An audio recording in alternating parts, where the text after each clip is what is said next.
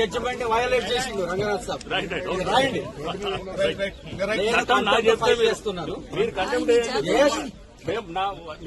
రావాలి. ఇవాళ అది కూడా కొట్టి అన్యాయం చేశారు. ఇలా మీరు ఎట్లా ఎంటర్ అవుతారండి? టైటిల్ డిస్ప్యూట్ అక్కడ పెండింగ్ ఉంది. You need not come, should not come. Ayapur village మీకు తెలిసిన కొంచెం knowledge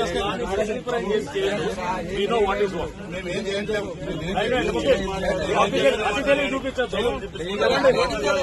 don't over act. Ameerpur లో ఉన్నటువంటి ఐలాపూర్ అట్లానే ఈ చక్రపురి కాలనీ లేఅవుట్ దీనికి సంబంధించిన కంప్లైంట్స్ కొన్ని మాకు ఈ మధ్య ప్రజావాణిలో రావడంతో అసలు ఏంటి దీని గురించి తెలుసుకుందామని చెప్పేసి ఇక్కడికి అమీర్పూర్ రావడం జరిగింది.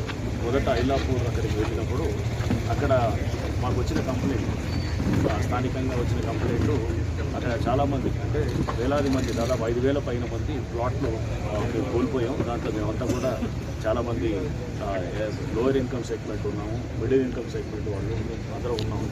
సో అక్కడ ఆ ప్లాట్లు 1985లో అప్పుడు మేము లేఅవుట్ ద్వారా కొన్నది చాలా ప్లాట్స్ కూడా.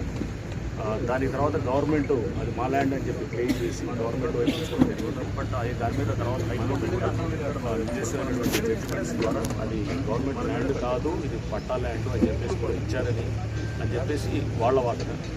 గవర్నమెంట్ వైపు నుంచి ఇది గవర్నమెంట్ ల్యాండ్ అని క్లెయిమ్ చేసింది. అంటే ఈ రెండింటి మధ్యలో ఇలా గవర్నమెంట్ ల్యాండా లేకపోతే అది లేఅవుటా అనేది ఉన్న క్రమంలో ఇంకొక మూడో వ్యక్తి వచ్చి ఆయన స్థానికంగా అడ్వకేట్ ముఖీం గారని చెప్పేసి ఉన్నారు. సో ఆయన వచ్చేసి ఆయన మా ల్యాండ్ని గ్రాప్ చేయాలనేది ఒక దీంతో వచ్చారనేది వాళ్ళు మాకు ఇచ్చినటువంటి కంప్లైంట్, ప్రజావాణిలో ఇచ్చినటువంటి కంప్లైంట్. సో దాంట్లో ముఖీం అనే ఎవరైతే అడ్వకేట్ ఉన్నారో ఆయన స్థానికంగా ఆయనకున్నటువంటి బలాన్ని ఉపయోగించుకుంటూ కొంతమంది ఎస్టీ వాళ్ళని ముందు పెట్టి చేసి దాన్ని అక్కడ నోటరీ చేసి దాన్ని అమ్మటము, కబ్జా చేయటము చేస్తుంటే కూడా 2023లో కూడా డిమాలిష్ చేశారు. డిమాలిష్ చేసి అంతకుముందు కూడా ఇదంతా కూడా దాని డిమాలిషన్స్ జరిగినాయి పలు సందర్భాల్లో. మొన్న కూడా అంటే 2023లో కూడా జరిగినాయి అని చెప్పేసి వారు పబ్లిక్ నుంచి మాకు తెలిసినటువంటి సమాచారం అంటే వాళ్ళు చెప్పింది. సో అంటే దీంట్లో వాళ్ళకి ఎటువంటి హక్కులు లేవు, ఎటువంటి లేవు అనేసి వాళ్ళు చెప్తున్నారు. బట్ ముఖీం గారు ఆయన ఏంటంటే హైకోర్టులో మేము కూడా వేసామని చెప్పి వారు కూడా చెప్పడం జరిగింది.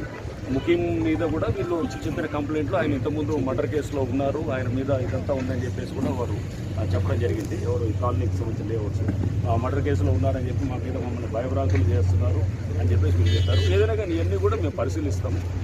వీరిని వారి అన్ని వాదనలు ఉన్న తర్వాత ఒక జాగ్రత్త సమగ్రమైన ఎంక్వైరీ చేసిన తర్వాత సో మేమేమి ప్రెజుడిస్ ఏం లేము, ఎవరి వైపు బయాస్ లేవు. మేము ఇది గవర్నమెంట్ ల్యాండా లేకపోతే ఇది అసలు లేఅవుట్ సంబంధించిన ల్యాండా అక్కడ ఐలాపూర్లో, లేకపోతే అసలు వాళ్ళు ముఖ్యం ఎవరైతే చెప్తున్నారో అడ్వకేట్ వారికి సంబంధించిన ల్యాండా అనేది అవన్నీ కూడా పరిశీలనలో తెలుస్తుంది. అండ్ దీంట్లో కోర్టు ఉత్తర్వులు ఏ విధంగా ఉన్నాయనేది కూడా అన్నింటినీ కూడా మేము కూలగొట్టండి మొత్తం చూసిన తర్వాత లోతుగా ఇష్యూని అధ్యయనం చేసి మా లీగల్ టీమ్, హైడ్రా టీమ్ అంతా కూడా దాని మీద డెఫినెట్గా కొన్ని రోజుల పాటు శ్రమిస్తూ చేసి దాన్ని విషయాన్ని బయటికి తీసేదానికి నిజాన్ని ఏంటనేది తీయడానికి కూడా మేము హైడ్రా వైపు నుంచి చేస్తాం. మీ అందరికీ తెలుసు హైడ్రా అనేది ఈ ప్రభుత్వం ఒక మంచి ఉద్దేశంతో డిజాస్టర్ రెస్పాన్స్తో అసెట్ ప్రొటెక్షన్ కూడా. సార్ ఇప్పుడు మీరు చెప్పినట్టే 3 టైమ్స్ డెమాన్స్ట్రేషన్ జరుగుతుంది అయినప్పుడు ఇప్పుడు మండలం తర్వాత ఇప్పుడు మళ్ళీ కన్స్ట్రక్షన్ చేస్తున్నారు, వాళ్ళు చేస్తుంటారు చాలా మంది అది రేపు అదే ఎంక్వైరీలు వచ్చిన తర్వాత రేపు వాళ్ళు ఇప్పుడు కొనేవాళ్ళు కూడా వాళ్ళు జాగ్రత్తగా ఉండాలి. ఒకవేళ కనుక వాళ్ళు ఇట్లా ఇది మోసపోయి పైసలు ఇచ్చి వాళ్ళు ఏది తక్కువ రేటు కొని అట్లాంటిది ఒక నిజం అయిపోయి కదా నాకు తెలీదు. ఇంకేం ఆయన చెప్పింది నిజమా లేదా వీళ్ళు చెప్పింది నిజమా అనేది నాకు తెలియదు. కాబట్టి ఎవరైనా అనవసరంగా ఇప్పుడు వెళ్ళి కొంటే కనుక రేపు 1 నెల 2 నెలల్లో దీని మీద మనం యాక్ట్ చేసేటప్పుడు నష్టపోవాల్సి వస్తుంది. ఎవరైతే కనుక ఇప్పుడు ఏమన్నా కొంటే కనుక రాంగ్ సైడ్ కొంటే కనుక రైట్ సైడ్ కేసులు కూడా నిర్మాణం జరుగుతుంది. తర్వాత దాదాపు 50 మంది అమ్మేస్తున్నారు, దానికి సంబంధించి నిర్వహించేటువంటి ప్రయత్నం అయితే జరగట్లేదు. తప్పకుండా ఇది అందుకోసం కానీ ఇప్పుడు మరి ఈ సమస్యలే మా దృష్టికి తీసుకొచ్చారు కాబట్టి తప్పకుండా హైడ్రాను లోకల్ స్థానికంగా ఉన్న అధికారులతో కూడా చేసి వాళ్ళతో కూడా మాట్లాడి హైడ్రా డెఫినెట్గా ఎఫెక్టివ్గా యాక్ట్ చేయడం కోసం అనేది ఒక గవర్నమెంట్ ఒక ఉద్దేశంతో ఎంఐఓడి డిపార్ట్మెంట్లో డైరెక్ట్గా ముఖ్యమంత్రి గారు మా మినిస్టర్ కూడా సో వారి ఆధ్వర్యంలో ఆ మినిస్ట్రీలో మేము పనిచేస్తున్నాం. ఎఫెక్టివ్గా మేము చేసి చూస్తారు త్వరలో దాని మీద యాక్షన్ కూడా కనపడుతుంది. అండ్ ఇక్కడ కూడా ఈ చక్రపురి లేఅవుట్ సంబంధించి కూడా ఇక్కడ కూడా మీరు చెప్పిన ఇక్కడ చాలా మంది వందలాది మంది ప్లాట్స్ దీంట్లో వీళ్ళు కూడా 85 ఆ టైంలో కూడా అప్రూవ్డ్ లేఅవుట్లో భాగంగా కొన్నారని చెప్పేసి వీళ్ళు చెప్తున్నారు. ఇది ఈ పక్కన 155 సర్వే నెంబర్లో ఉన్నటువంటి ప్లాట్స్ కూడా ఎన్ని గంటల్లో కూడా అప్రూవ్ లేఅవుట్స్. అయితే ఈ పక్కనే వీళ్ళు ఎవరో రాజు ఉన్నారని అన్నారు, విజయకృష్ణరాజు గారు ఎవరు ఉన్నారని అన్నారు. సో వారు ఎవరో 54 ఎకరాలు ఎప్పుడో కొన్నారు. కొని వాళ్ళు మెల్లిగా జరుగుతూ వీళ్ళ దాంట్లోకి వచ్చి వీళ్ళ ల్యాండ్ని కబ్జా చేస్తూ వచ్చారు. వేరే కొత్త సర్వే నెంబర్లు వచ్చాయని చెప్పేసి కూడా చెప్పారు. గతంలో సర్వేలు జరిగాయి, వీళ్ళకి అనుకూలమైన సర్వేలు కూడా వచ్చాయని చెప్పి కూడా చెప్తున్నారు. సో కోర్టు దృష్టిలో కూడా ఉందని చెప్తున్నారు. సో ఇన్నింటి కూడా సమగ్రంగా పరిశీలించిన తర్వాత డెఫినెట్గా ఒక మంచి ప్రాపర్ సర్వే ద్వారా ఇవన్నీ కూడా తెలవటం జరుగుతుంది.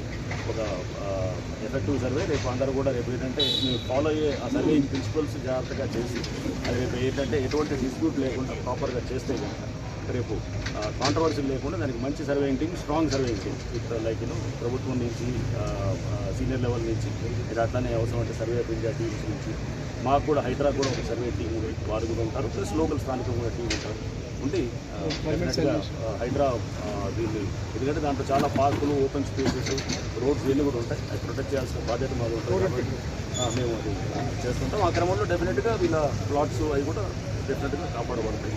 సో ఇది ఏదైనా కానీ కూడా ఒక టైం ఫ్రేమ్లో కంప్లీట్ చేసేదానికి చేస్తాం. అండ్ ఇక్కడ కొన్ని కన్స్ట్రక్షన్స్ కూడా చేస్తున్నారని చెప్పేసి అన్నారు. డెఫినెట్గా అన్ఆథరైజ్ కన్స్ట్రక్షన్స్ అవి కూడా రేపు